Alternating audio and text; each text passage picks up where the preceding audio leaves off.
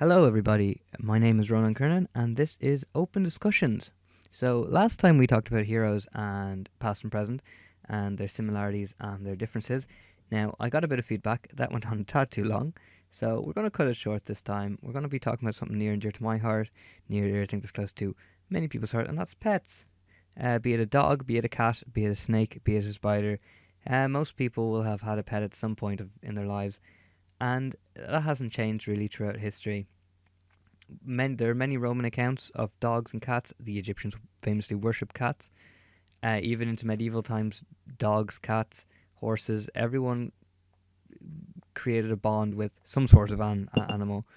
So I'm just going to talk about it a bit. Like we know modern days we have cats, we have dogs. Back in the classical era, there were many different types of pets. There weren't the same sort of ethics and questions about lawful keeping of pets. So, I mean, there are accounts of Egyptians and keeping elephants, keeping tigers, keeping all sorts of exotic animals. And the Romans were no different. They kept birds, they kept cats, they kept dogs, they kept tigers, many different types of animals. And they did this, one, for companionship. In the case of dogs, many of the Greek philosophers talk very highly of dogs and their loyalty, and they discuss how it's always good to have a dog because a dog is loyal. It's the same thing with cats in Egypt. Like I said, there's a lot of evidences to suggest that cats were worshipped in Egypt. They were very well thought of, and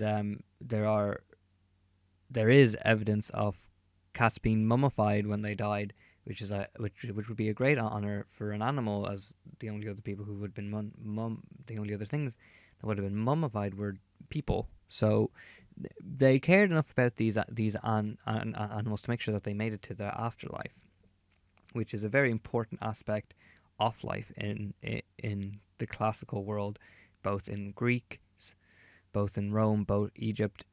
Most places would have some sort of afterlife ritual that they upheld because they firmly believed that there was life after death, and to put the effort into bringing their animals and their pets with them would suggest that they have such a huge affinity for their dogs and their cats and their birds. They also had another aspect for keeping these pets. It was kind of showing them off. I mean, the more exotic pets, the more expensive pets you had, the more wealth you had. So if you were seen having a zoo with tigers and elephants and stuff in it, then you were seen as very wealthy. These animals were often paraded in Rome in the Colosseum and in other arenas around the empire as these great mythical beasts and exotic creatures from around the world, and they were very much used as a way to symbolize the strength and the reach of the Roman Empire. They would bring tigers back from Africa or elephants back from Asia as a symbol of the fact that the Romans were able to come to those lands and bring back something with them that's completely different to what they have at home. The people would fight against these animals. Tigers and lions very famously fought in the Colosseum against gladiators who would showcase their might by defeating these animals. But I mean, they were kept at home too. You can see in Egypt, many pharaohs would keep personal zoos where they had all sorts of animals there for people to see and for them to personally enjoy. Other animals were kept as obviously they were used for work. So you had animals such as cats to keep off vermin and dogs to herd sheep and animals. Many shepherds would keep their dogs, and then you had domesticated animals such as cows and sheep and camels that they would use to farm and to get milk from. And many cows, many animals weren't really used for slaughter except for the very wealthy, because many of the poorer people living in these ancient times, killing their cow would mean no more milk. So rather than having beef for a week, they'd have milk for years because they would keep their cow alive. So even when they're not pets and these animals were used as sort of tools, you could say they were used as tools. They were still very highly regarded and respected. Even up to today, you can see in India, in Hindu culture, cows are still worshipped, still seen as a divine being, and you can see this throughout history. You can see it in Greek mythology. There are many mentions of different types of animals. Zeus himself transforms himself into many different animals. There's an entire saga called the Metamorphoses that account for all the stories and myths that the Greeks had, which involved a god turning into an animal to trick or to deceive us mortals on the ground. So not only were animals useful, they were also friendly. They were there for companionship, but they were given a higher status as they could have been a god in disguise. And we have to remember that back in the day, these tales were seen as fact. So these people would have to second guess whether the animals were an animal or a god in disguise. These pets and these animals were always given a special place in people's homes and people's hearts, and that kind of rang true again in the medieval period too, when there is still companionship. You still have people with dogs and cats and horses and stuff, but they do have a tendency to become more functional, in that you have shepherds keeping dogs and cats to keep off vermin, horses for riding, and there's less of that exotic showmanship, because after the fall of the Roman Empire, those trade links kind of fell away as well, so you don't really see lions in Europe anymore. But the pet still held a very close place within the family and within the community, where there's always people playing with dogs and cats, and the dogs would have been in the great hall with the feasts rather than outside, which is a very very important place for them to be, because unlike other, you don't see them bringing their horses into the into the grand hall to feast.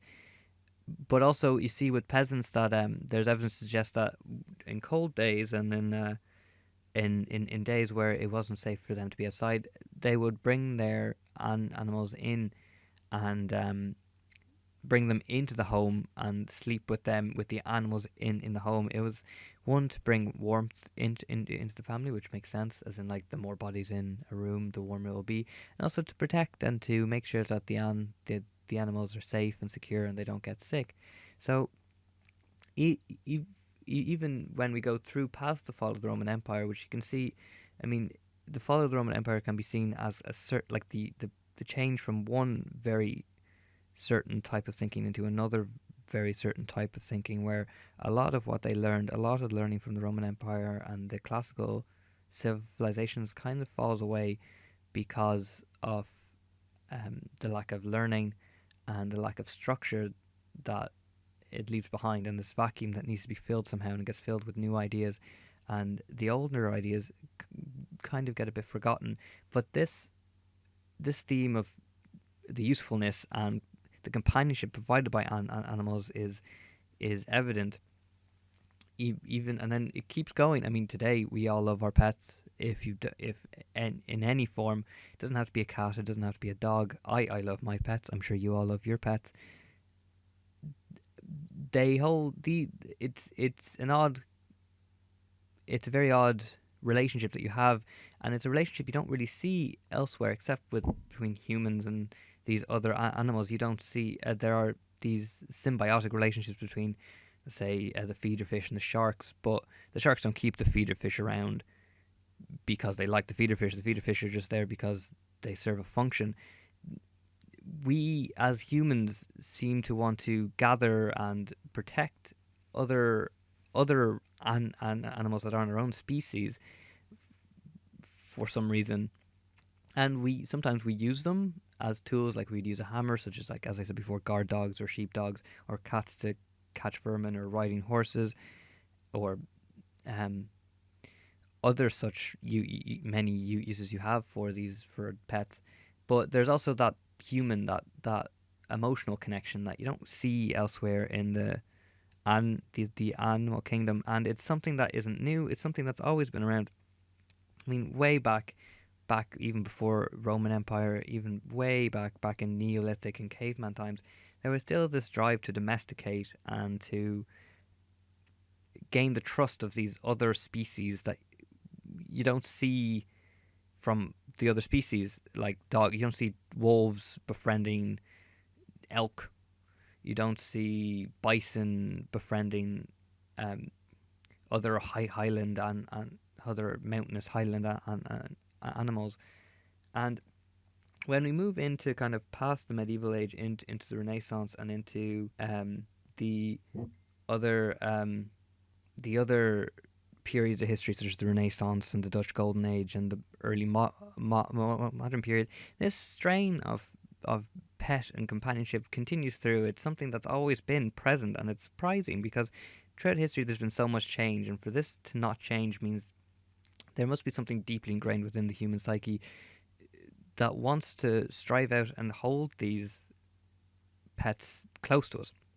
I mean, when you look at the Dutch Golden Age, there are plenty of depictions in paintings of dogs, and they come to be shown as a symbol of loyalty when they're in a painting.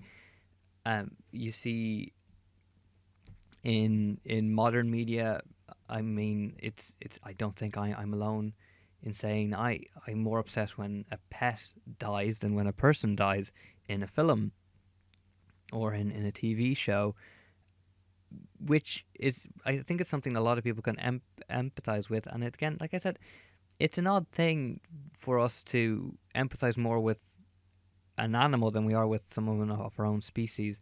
And I think that's something worth talking about. I personally don't know why. I'd love to hear whoever you guys' thoughts on this. This is a show called Open Discussion, so I would like you guys to openly discuss in the comments, or I'll tweet this out. You can get it on Twitter as well.